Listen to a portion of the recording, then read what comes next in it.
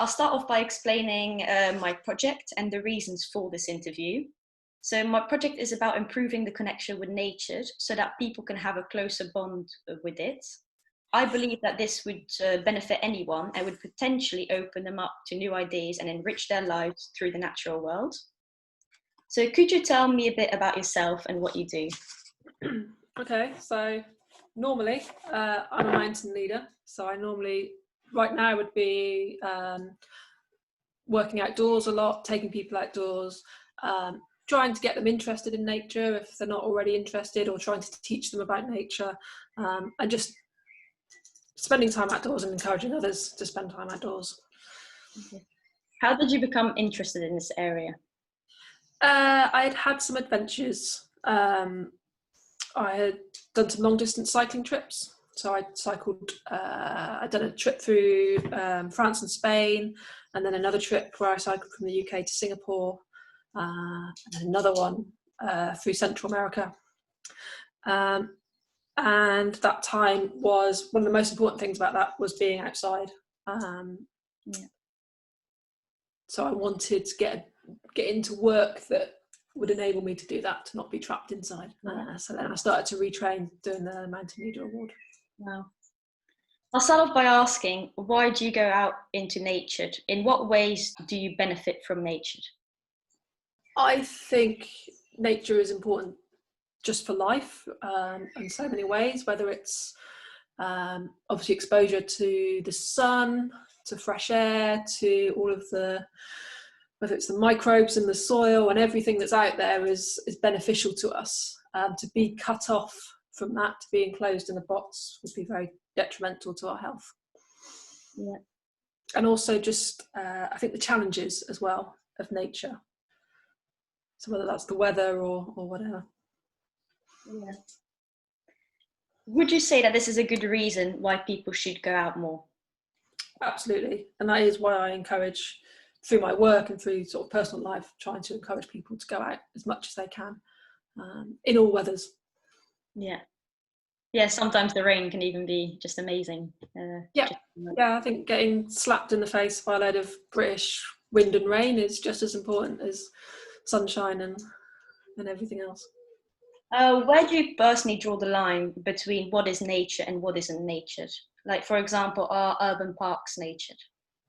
I think they absolutely are. I think nature is life, so anything that is living is nature, but it gets taken away by degrees by human involvement. So an urban park is perhaps less natural because we've had much more influence. We've put the trees in certain places, we've put footpaths where we can walk through unhindered, and so that affects the development of nature and our interaction with it as well, to a certain extent. Yeah. Are there things that you considered that bring you closer to nature? Can you think of any objects, or is there anything that you carry around with you to create such a bond? I can't think of sort of an object as such. It is more about just being in nature, but I think knowledge of nature encourages me to build a bond with it.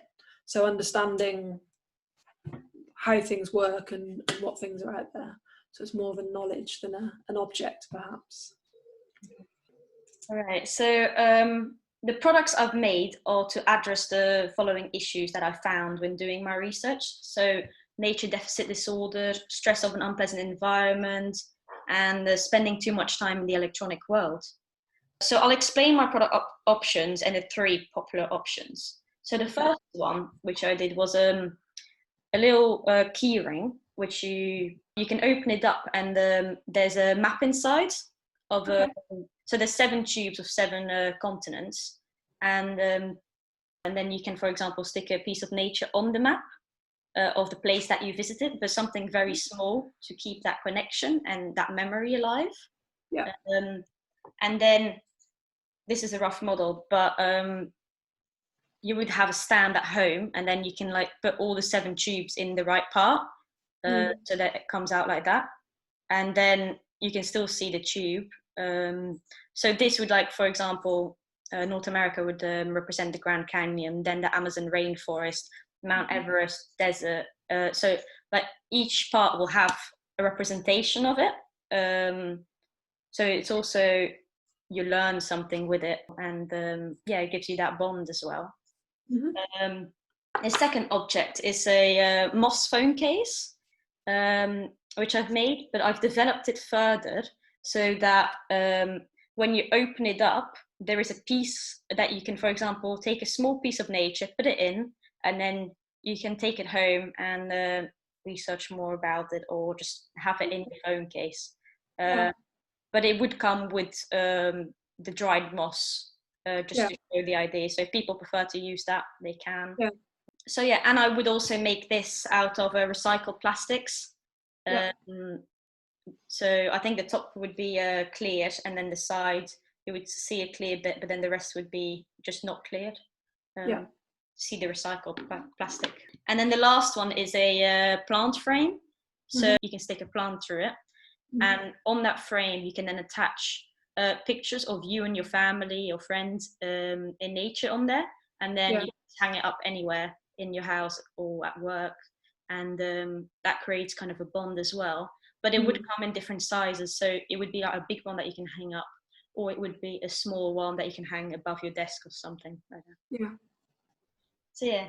So what do you think that I could do to improve these objects in ways that would allow people to form a closer bond with nature? Would these objects help you to get a stronger link with nature? And do you think this would be effective? I think, so the first two options, nature is contained. Yes. And that's good in that it's portable, so you can take it with you, and you can also open them up. But nature is very tactile, so we've already discussed about, how you feel nature when you're out. And that's quite important in it. And so wrapping it in plastic feels almost like you're closing it off, although you can still access it. So the plant idea is something that's more tactile.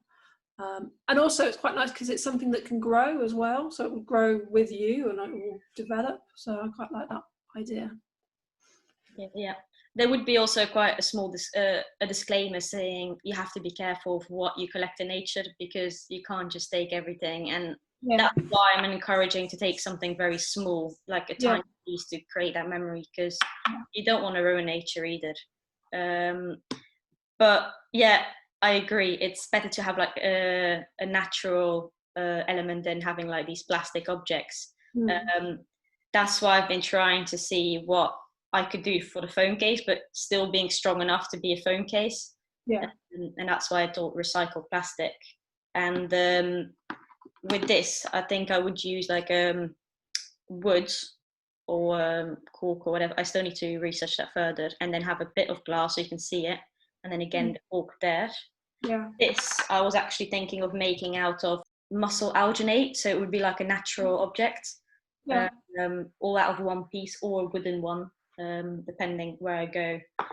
Would you be able to share any knowledge on flora, geology, etc., that would to help me with my project? It's quite a big subject. That's huge. You've just mentioned two huge subjects.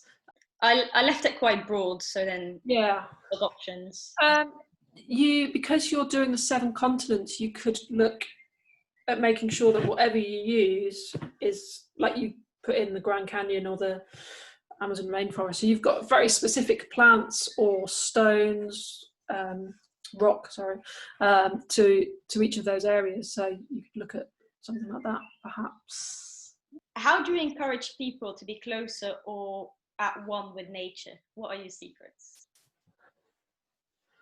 Knowledge, I think, and that's how you can get people to be interested in what's around them, is teaching them what's around them and what it means to them, how they relate to it. So I think most people, when I sort of start to get all geeky on some of the subjects, they are actually interested.